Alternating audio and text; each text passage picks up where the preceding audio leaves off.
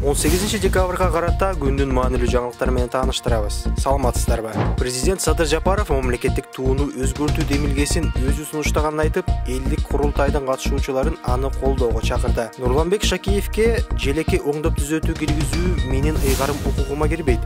Жогорку кеңешке туунун авторлорун чакырып, кеңешип, мүмкүн желектеги күндүн нурун кичине түздөп, түндүгүндөгү чамгаракта 4кө көбөйтүп койбойлу деп мен сурандым. Нурлан Шакиевди тепкилебей, мени тепкилегиле, деди президент. Жапаров президент болуп турган 3 жылда ар кандай жолугушуу жана саммитке катышуу үчүн 30дан ашык өлкөгө барганын, айрым жолугушууда силер чемичке өндүрүп май чыгарасыңарбы деген суроолор берилгенин айтты. Курултайдын алгачкы күнү айрым делегаттар желекти өзгөртүүгө эл каршы экенин айтып, президенттен бул маселеге көңүл буруусун өтүнгөн.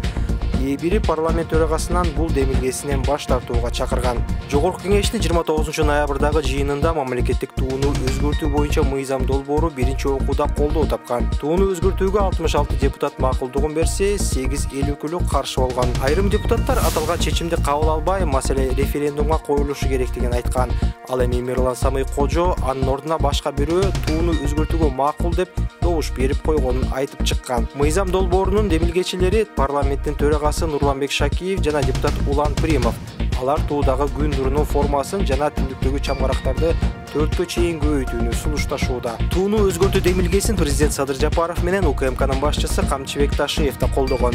Бирок сот үстөйүнүн айрым колдонуучулары бул демилгеге каршы болуп, туу өзгөртүлбөсүн деген флешмоб башташкан. Арстан Алай деген кайманат менен белгилүү 55 жаштагы Арсланбек Абдуллаевке диний кастыкты козутуу беренеси менен айып тагылып, Октябрь райондук сотунун чечими менен 15 январга чейин камакка алынды. Алгач Абдуллаевдин дайынсыз болуп жатканы айтылып, 15 декабрда УКМК тарабынан кармалганы белгилүү болгон.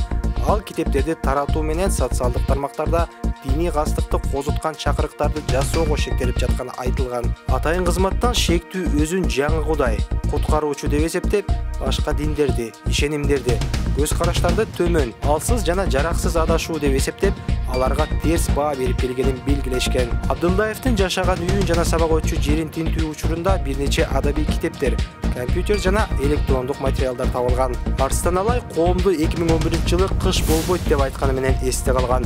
Кийинде өзүн жаңы кудаймын деп жарыялап, 3 рет президенттик шайлоого талапкерлигин койгон. УКМКнын төрагасы Камчыбек Ташиев элдик курултайга катышпаганын 3 күндөн бери катуу ооруп, эми өзүнө келгени менен түшүндүрдү. Ал 17 декабрда Facebook'ка билдирүү жазып, президент Садыр Жапаров менен таарынышып жүрөт деген маалыматтарды четке какты. Ташиев президенттин курултайда ал тууралуу айтканын эске салып, эки дос мансап үчүн эч качан чырдашпайт деп белгиледи.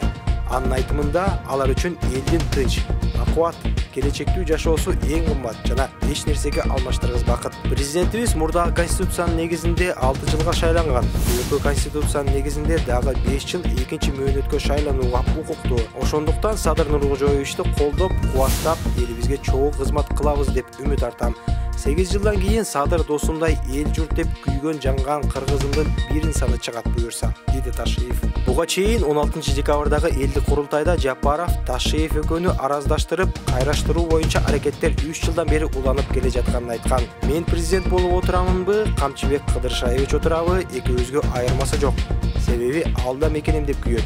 Ошондой эле мен дагы мекеним деп күйөм. Андыктан талашпайт. Сарсана болбой эле койгула деп белгилеген өлкө башчысы. Борбор калаадагы улуттук филармонияда 15-16 декабрда экинчи элдик курултай өттү. Ага чакырылган жалпы 700 делегаттын 695-и катышты. Алардын 640-ка чукулу аймактан келгендер. 30-у этностук топтордун өкүлдөрү, дагы 30-у эмгек мигранттары экени айтылган. Мамлекет башчысы курултайда сүйлөгөн сөзүндө экономикалык жетишкендиктер, коррупцияга каршы күрөш тууралуу айтып, ошондой эле аялдарга карата зомбулук жана адам укуктары тууралуу кеп козгоду. Шаардык милиция кызматкерлери мажбурлап никеге тургузуу максатында кыз урдоого шектелген 4 адамды кармады. Бишкектин 1-май рейби 14 декабрда аларга жабыркаган кыз кайрылып арыз жазганын, арыз ээси Чыңгыз Айтматов проспектиси менен Горький көчөсүнүн кесишинде аны бир нече бала күчтөп убага салып кеткенин айтып берген. Милиция мажбурлап никеге туруу максатында адам урдоо беренеси боюнча кылмыш ишин козгоду. Кармалгандар 1999 жылы туулган 4 бала экени анык болгон.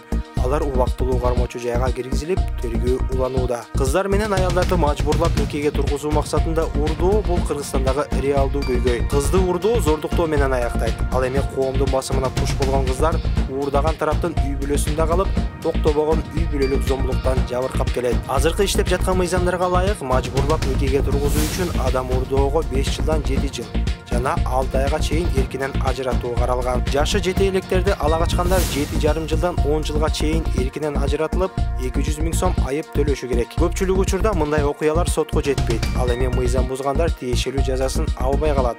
Ал тургай агрессордун жазасыз калышы уурдалган кыздын өлүмү менен аяктаган учурлар бар. Президент Садыр Жапаров Кабар мамлекеттик маалымат агенттигине курган маегинде журналисттер бардык кызыккан суроолоруна жоопту курултайдын түз трансляциясынан ала алышат деп билдирди. Ал мамлекеттиктин эмне үчүн 2 жылдан бери жыл жыйынтыгы боюнча маалымат жыйын өткөрүлбөй жатат деген суроосуна ушинтип жооп берди. Ал эми курултай болсо Конституцияда белгиленген. Ар жылы шайланып келген делегаттарга маалымат беришим керек. Мына ошол жерде өлкөдө эмне иштер жасалып жатат, эмнелер пландалууда баарын камтууга аракет кылам. 2 жылдан бери өзүңүздөр күбө болуп келаткандай, 2 күн бою айтылган баардык суроолордон кийин жыйынтыгында кенен кесири жооп берип жатабыз. Ошол жерден журналисттер кызыктырган суроолоруна жооп ала алат деп ойлойм. Ошол жетиштүү деп эсептейм, деди Жапаров. Жапаровдун айтымында дал ошол курултайда элдин пикирин угуп, элди түйшөлткөн, коомчулукту кызыктырган маселелердин чечилиши тууралуу ойлор, иштер ортого салынат. Бул эми жакшы көрүнүш. Чынында эле депутаттар же аким, губернаторлор кабар ала албай калган жагдайлар болот экен. Курултайда андай көйгөйлүү маселелерди өлкөнүн булуң бурчуна шайланып келген делегаттар бийликтин алдына түз коюшат жана түз жооп алып жатышат. Бул жакшы иш таакыры деп эсептейт Жапаров. Жапаров журналисттер жыл сайын жыйынтыктоочу маалымат жыйынында окшош эле суроолорду узата бергенине нааразы. Ошондуктан өзүнүн да, журналисттердин да убактысын коротпоону чечкен. Жалпысынан тигил тууралуу мындай деген кептер айтылууда. Бул жөнүндө ушундай сөз болууда. Сиз кандай дейсиз деген эле суроолор. Ошондон кийин маалымат жыйынга убакыт короткондун ордуна коомубузду кызыктырган, резонанс жараткан окуялар боюнча журналисттердин убактысын коротпой эле алдын ала жооп берүүгө аракет кылып келебиз. Буга менин да, журналисттердин да атайын убактысын бөлүүнүн кажети жок болуп калат, деп билдирди президент. Жапаров журналисттер үчүн жыл жыйынтыгы боюнча маалымат жыйындан ушуну менен 2-чи жыл катары менен баш тартып жатат. Буга чейин анын басма сөз катчысы Аскат Алагөзов быйыл пресс-конференция президенттин иш тартиби тыгыз болуп аткандыктан өтпөсүн билдирген. Анын айтымында Жапаров катышкан иш-чараларда ансыз деле коомчулукту кызыктырган суроолорго жооптор берилип жатат. Алдыда элдик курултай, аймактык жана чет элдик сапарлар бар. Жылдын аягында министрлер кабинетинин жыйынын өткөрүү пландалууда, деген Алагөзов 24 KG'ге. Депутат Жылдыз Садырбаева атайын мекеме ачууну сунуштады. Ал жерде аялдар жашыруун төрөп, баласын башка адамдар багып алышы үчүн калтырып кете алышат. Мыйзамдын долбоору коомдук талкууга коюлду. Садырбаеванын айтымында мыйзам долбоору жаңа төрөлгөн ымыркайларын таштаган энелерге альтернатива түзүүнү, ошондой эле чүрпүлөрдүн өмүрүн жана ден соолугун сактап калуу максатын көздөйт. Документке ылайык эненин жеке маалыматы жана аты жөнү үчүнчү жактарга, анын ичинде төрөттү кабыл алган дарыгер жана мед кызматкерлерге ачыкталбай жашыруун болот. Мыйзам долбоорунда көз жарган аял жана анын ымыркайы квалификациялык мед жардам алып, үйдө төрөөнүн айынан болуучу түрдүү оорулардын алдын алууга өбөлгө болору айтылат. Ушул сыяктуу учурлардын көпчүлүгүндө аял узак убакыт бою баладан кантип кутулууну ойлонот.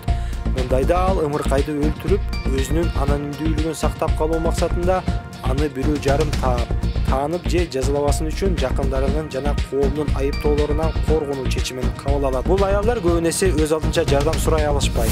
Биринчиден, алардын социалдык компетенциясы жана билими жетишсиз болсо, экинчиден бүтүндөй коомдук айыптоо, жалгыздык жана эч кимге керексизмин деген ой сезим үстөмдүк кылат, деп айтылат маалымат негиздемеде. Ошондой эле мыйзам долбоорунун демилгечиси бүгүнкү күндө төрөт үйлөрү бул кызмат кийин милдеттүү медициналык камсыздандыруу фонду тарабынан төлөнбөстүгүнөн улам жашыруун төрөттү кабыл алуудан баш тартып жатышканын да белгиледи. Анын айтымында дарыгерлерде жашыруун төрөттү кабыл алуунун регламенти жок. Андыктан төрөй турган аялдар медициналык мекемелерде төрөөдөн баш тартууга аргасыз болушат. Аял баланы төрөт үйүнө калтыруу менен мамлекеттин карамагына өткөрөт да, мамлекет аны багып, ага кам көрөт. Кийинчерээк бала асырап алынышы мүмкүн.